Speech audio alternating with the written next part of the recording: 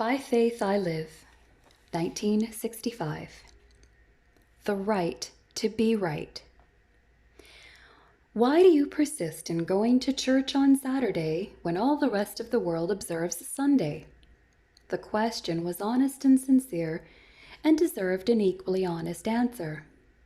The word persist seemed to accuse me and the nearly 2 million other Christian Sabbath keepers in the world of stubbornness on this matter. But in all fairness, I do not believe myself ordinarily to be stubborn, and I patiently explained this in reply. Nor do I take any neurotic pleasure out of being different from the rest of the world, or in seeming a bit peculiar. In this one respect, at least, I fancy myself as being normal. I want to be considered a part of the group, accepted by others without reservation.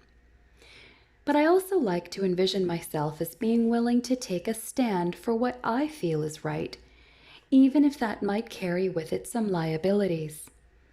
In fact, I do not really object to being different if I can feel absolutely certain in my own mind that the crowd is headed in the wrong direction. I would like to feel that I have principle enough to walk alone if need be, rather than to compromise with right so that I can be included with the majority. I cannot feel it in my heart, even to be defensive about this outlook. Actually, perhaps I might even be forgiven for a bit of just pride in it. I explained to my questioner that in observing the Sabbath on the 7th day of the week, I am obeying God's 4th commandment, which says, 6 days shalt thou labor and do all thy work, but on the 7th day is the Sabbath of the Lord thy God. In it thou shalt not do any work. I continued that I observe the same Sabbath that Christ did, the Christian Sabbath. And since Jesus said, the Son of Man is Lord even of the Sabbath day, in Matthew 12, verse 8, in observing Saturday, I know I am keeping the true Lord's Day. Further, I stated my convictions that the New Testament's complete and absolute silence on any change in the day of worship indicates that the apostles and early Christians were all Sabbath keepers. Again and again, this is implied in the Scriptures. To me, it is all clear, plain, and consistent, with no need to attempt to explain away any seeming contradictions. Anyone who has ever studied the matter seriously, and particularly theologians of all faiths, should know that the Sabbath of the Bible is Saturday. Then I returned the favor and asked the individual who questioned me, since the Bible is so clear that the 7th day is the Sabbath, why do you persist in observing the first day of the week, Sunday? I have asked that question in varying forms and under differing circumstances of many people. And of course, I have received many different answers. The usual reply is a good-natured shrug, accompanied by an explanation that since almost everyone is doing it, it must be all right. But to me, and to all Christians who take the Bible as their sole rule of faith, such a reason could not be considered good enough. When I was in Africa, I listened to the story of a native boy who had been attending a non-denominational mission school operated by Christians from the United States, Canada, and Great Britain. As a result of his study of the Bible, he was finally led to inquire of one of his teachers why this group observed Sunday, when the Bible specifically enjoined the observance of the 7th day. Before the entire school, this answer was given. We do not know just when or how the change was made from Saturday to Sunday, nor do we know all the reasons behind it. But we feel that it must have been all right because a great deal of good has been accomplished by Christians through the years on Sunday. That answer was not good enough for the thoughtful native boy, and he became a Sabbath keeper. The convictions of a simple native boy securing an education are one thing, but what do the highly educated and noted church leaders say on the subject? As John Dowling in his book History of Romanism, he says the Bible and the Bible only is the religion of Protestants. Nor is it of any account in the estimation of the genuine Protestant how early a doctrine originated, if it is not found in the Bible. Dr. Liston Pope, Dean of the Yale Divinity School, stated in a magazine article on this subject that in Christian history, the sanctions put on the Sabbath were transferred to the Lord's Day, so that when this is read in a Christian church, it means Sunday. From Red Book Magazine, April 1962. But there is no "Thus saith the Lord" for that statement, and to sincere and thoughtful Christians this must be the only test of any real merit. Let us then squarely face the question, where did Sunday observance really come from? How has it assumed such an important place in the Christian church? Many churchmen know, and they can tell us. Let us give them an opportunity to do so. Edward T. Hiscox, Doctor of Divinity, was the author of the Baptist Manual and a respected and eminent theologian. Before a Baptist convention of ministers, he made this statement: "There was and is a commandment to keep holy the Sabbath day, but that Sabbath day was not Sunday. It will be said, however, and with some show of triumph, that the Sabbath was transferred from the seventh to the first day of the week, with all its duties, privileges, and sanctions. Earnestly desiring information on this subject, which I have studied for many years, I ask, where can the record of such a transaction be found?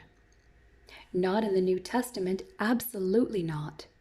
There is no scriptural evidence of the change of the Sabbath institution from the seventh to the first day of the week. I wish to say that this Sabbath question, in this aspect of it, is the gravest and most perplexing question connected with Christian institutions, which at present claims attention from Christian people.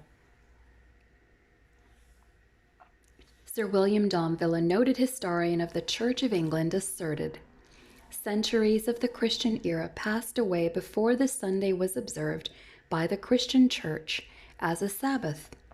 History does not furnish us with a single proof or indication that it was at any time so observed previous to the Sabbatical Edict of Constantine in AD 321. This is from The Sabbath, or an examination of the six texts, page 291. This same historian also said, "Not any ecclesiastical writer of the first 3 centuries attributed the origin of Sunday observance either to Christ or to his apostles." A few years ago, Anglican Archbishop Philip Carrington gave an address in Toronto, which was quoted in the Calgary Albertan, news item October 28, 1949. Carrington defiantly told a church meeting in this city of straight-laced Protestantism that tradition, not the Bible, had made Sunday the day of worship. He quoted the biblical commandment which said the seventh day should be one of rest, and then stated that is Saturday. Nowhere in the Bible is it laid down that worship should be done on Sunday. The Archbishop told a hushed, still audience. Local parsons read his comments today with set, determined looks. They refused comment. Augustus Neander, a leading church historian of the Christian era, says, "The festival of Sunday, like all other festivals, was always only a human ordinance, and it was far from the intentions of the apostles to establish a divine command in this respect, far from them, and from the early apostolic church to transfer the laws of the Sabbath to Sunday. Perhaps at the end of the 2nd century, a false application of this kind had begun to take place, for men appear by that time to have considered laboring on Sunday as a sin." This is taken from The History of the Christian Religion and Church, Henry John Rose's translation, page 186. The well-known Methodist clergyman Clovis G. Chappell has written, "The reason we observe the first day instead of the seventh is based on no positive command. One will search the scriptures in vain for authority for changing from the seventh day to the first. The early Christians began to worship on the first day of the week because Jesus rose from the dead on that day. By and by, this day of worship was made also a day of rest, a legal holiday. This took place in the year 321. Our Christian Sabbath, therefore, is not a matter of positive command. It is a gift of the Church." From 10 Rules for Living, page 61. Here is another Methodist comment. "In the days of very long ago, the people of the world began to give names to everything, and they turned the sounds of the lips into words, so that the lips could speak a thought. In those days the people worshipped the sun because many words were made to tell of many thoughts about many things. The people became Christians and were ruled by an emperor whose name was Constantine. This emperor made Sunday the Christian Sabbath because of the blessing of light and heat which came from the sun. So our Sunday is a Sunday, isn't it?" From the Sunday School Advocate, December 31st, 1921. Even Martin Luther commented on the subject. "They," he refers to the Catholics, "allege the Sabbath changed into Sunday, the Lord's Day, contrary to the Decalogue. As it appears, neither is there any example more boasted of than the changing of the Sabbath day. Great, say they, is the power and authority of the Church, since it dispensed with one of the 10 Commandments." From Augsburg Confession of Faith, Article 28, Paragraph 9. Is it true that Catholicism does boastfully claim to have changed the day? Indeed so. The Catholic bishop Eusebius, who presided in the Caesarean era in AD 330, writes, "All things whatever that it was duty to do on the Sabbath, these we have transferred to the Lord's Day." From Cox's Sabbath Laws, Volume 1, page 361. Notice this almost derisive statement published in the question box. From the Catholic Universe Bulletin, 69, August 14th, 1942. By what authority did the Church change the observance of the Sabbath from Saturday to Sunday? The Church changed the observance of the Sabbath to Sunday by right of the divine infallible authority given to her by her founder, Jesus Christ. The Protestant, claiming the Bible to be the only guide of faith, has no warrant for observing Sunday. In this matter, the Seventh-day Adventist is the only consistent Protestant. A host of other authorities could be quoted, but perhaps these will suffice.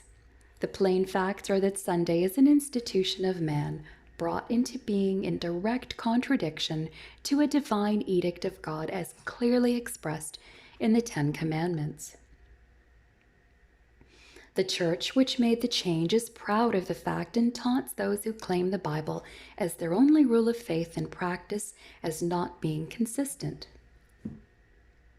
The Catholic Church claims tradition and church rules as being of equal authority with the Bible.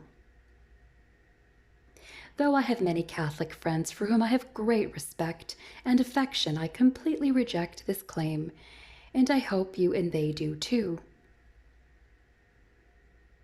God was not taken by surprise when man attempted to change his law. Years ago, he had foretold this very thing through the prophet Daniel. "He shall speak words against the Most High, and shall wear out the saints of the Most High, and shall think to change the times and the law." From the book of Daniel, chapter 7, verse 25, Revised Standard Version. And that is exactly what has been done. Men, fallible, finite, erring, have thought to tamper with the law of heaven, actually changing and altering the eternal law of the Almighty. In doing this, they have placed their wisdom above his own. But despite their irreverent arrogance, men could not really change his holy law. As the text points out, they have only thought to change it, but it will stand fast forever and ever. In Paul's letter to the Romans occurs this thought-provoking statement: "Know ye not that to whom ye yield yourselves servants to obey, his servants ye are, whether of sin unto death, or of obedience unto righteousness?" Romans chapter 6, verse 16. The question is not so much which day you observe, although I am not one to minimize its importance, but rather the question is, whom are you obeying? Whom are you serving? Do you take your stand with God, with Christ, with the patriarchs and prophets, and with the apostles? Or do you take your stand with the men who boast of their disobedience and with the mass of mankind which blindly follows after? I know with whom I stand. With Joshua of old I reaffirm, "As for me and my house, we will serve the Lord." From the book of Joshua, chapter 24, verse 15. Will you do the same?